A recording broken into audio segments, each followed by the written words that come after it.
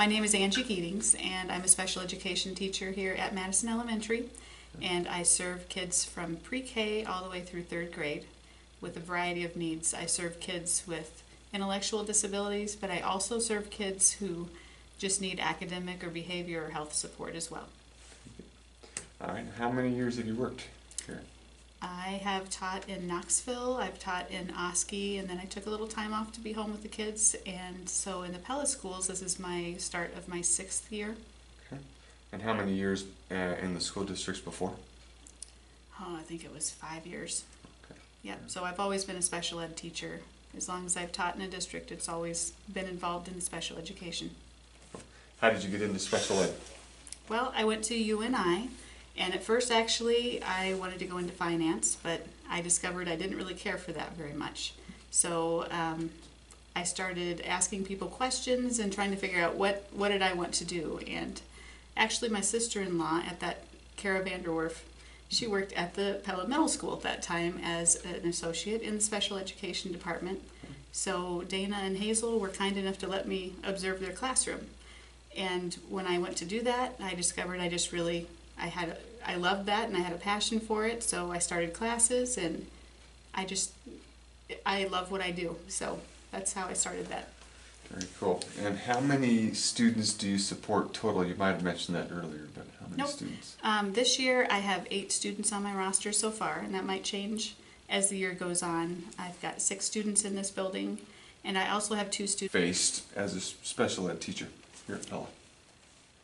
Well, when you are a special ed teacher, there are lots of different needs that you are working with every day, and sometimes that requires a lot of different materials, and there's different curriculums that you're looking at as ways to be an intervention to help students meet their needs. So always making sure you have the right resources matched to the students' individual needs. That's one challenge. There's always paperwork, which it just takes time, but I do enjoy making sure that we're staying on top of the paperwork and we're looking at our progress monitoring, we're looking at our testing to make sure kids are making growth. Thinking through the 11 years that you've been in special ed, talk to me about some of the best wins and outcomes that you've seen that might inspire the community during our fundraiser.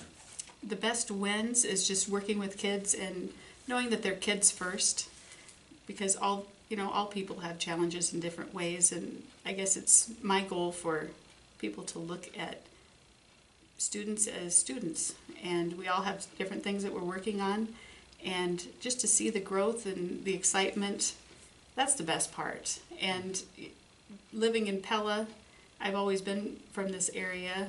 Pella is such a blessed place, really, and our partnership with families and with other teachers, and I get to work with some associates in the building as well. It's such a positive community that we're just so lucky that we can work as a team together and make that growth. Well, I think you need to look at people as people first and not put labels on everyone, because I think if you put labels on people, you're going to miss the boat and you're going to miss out on all that they have to offer. My daughter Alyssa was in peer PE last year in 8th grade, and she got to work with Amy Belding and she got to work with some different students, and I think it was a great program. It was just good to watch the teamwork and the friendships form, and that way everyone could be getting their physical activity through PE, and it's just a great program.